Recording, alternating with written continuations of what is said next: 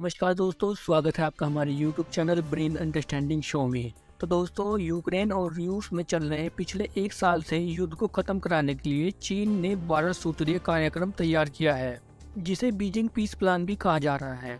और रूस के राष्ट्रपति ने कहा कि रूस और यूक्रेन के बीच पिछले एक साल से जारी ये युद्ध चीन के 12 सूत्रीय बीजिंग प्लान से ख़त्म हो सकता है। ये संभव तो है, लेकिन पुतिन ने कहा है कि इसे अमल में लाने के लिए पश्चिमी मुल्कों और यूक्रेन की रजामंदी जरूरी है। दरअसल पिछले महीने बीजिंग पीस प्लान सार्वजनिक हुआ था। हम आपको बता दें, इस प्लान में स्पष्ट रूप से कोई प्रस्ताव नहीं रखा गया, लेकिन पीस प्लान राष्ट्रीय संप्रभुता का सम्मान करने की अपील करता है। इस पीस प्लान में यह नहीं कहा गया कि रूस की आर्मी को यूक्रेन से निकाला जाना चाहिए, लेकिन यूक्रेन का ऐसा कहना है रूस के साथ किसी भी बातचीत पहली शर्त उसके सैन्य बलों का यूक्रेन की ज़मीन से हट जाना है। और अब तक पुतिन की तरफ से इस शर्त को मानने का कोई संकेत नहीं मिला। अमेरिका के विदेश मंत्री एंटनी ब्लिंकन ने कहा कि रूस के यूक्रेन से हटे बगैर संघर्ष विराम की बात करने का मतलब यूक्रेन पर रूसी आक्रमण को समर्थन देने जैसा है।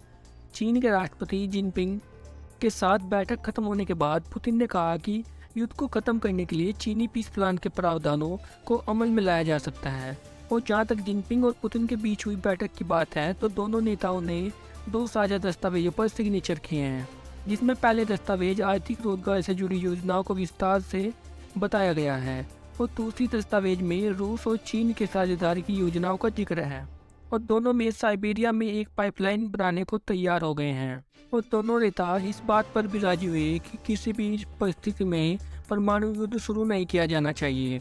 दोनों नेताओं ने एशिया में नाटो की बढ़ती मौजूदगी पर सैन्य सुरक्षा से जुड़े मुद्दों को लेकर चिंता जताई है।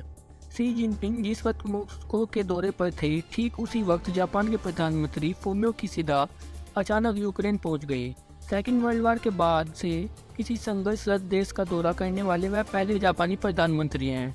यूक्रेन के राष्ट्रपति जेलेंस्की ने कहा कि वह प्रधानमंत्री किशिदा के निमंत्रण पर इस साल मई में होने जा रहे G7 देशों के शिखर सम्मेलन में वीडियो लिंक के माध्यम से हिस्सा लेंगे। प्रेस कॉन्फ्रेंस के दौरान जेलेंस्की ने कहा कि उन्होंने चीन से बातचीत में शामिल होने के लिए कहा है, लेकिन अब तक उन्हें जवाब का उत्तर नहीं मिला है।